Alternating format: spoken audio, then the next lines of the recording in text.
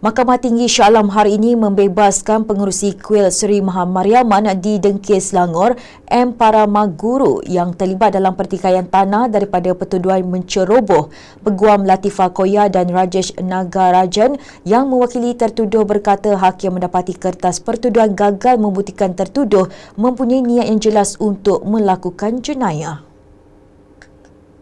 Menurut mereka, hakim turut memutuskan bahawa meneruskan perbicaraan penuh ke atas Paramaguru hanya membazirkan masa kerana pertuduhan itu mengandungi kecacatan kekal yang tidak boleh diperbaiki. Memetik sinar harian Latifah ketika dibunyi berkata, pertuduhan hanya menyatakan anak guamnya melakukan pencerobohan tanpa menyatakan sebarang niat melakukan jenayah. Jelasnya berdasarkan undang-undang, pencerobohan itu bukan bermaksud jenayah kecuali disertakan dengan melakukan niat untuk melakukan kesalahan.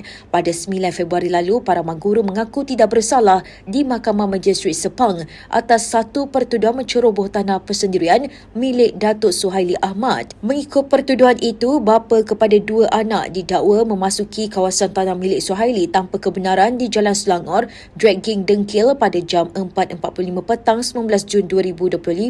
Dia didakwa mengikut Seksyen 447 Kanun Kesesaan yang memperuntukkan hukuman penjara maksimum 6 bulan atau denda sehingga RM3,000 atau kedua-duanya sekali jika sabit kesalahan.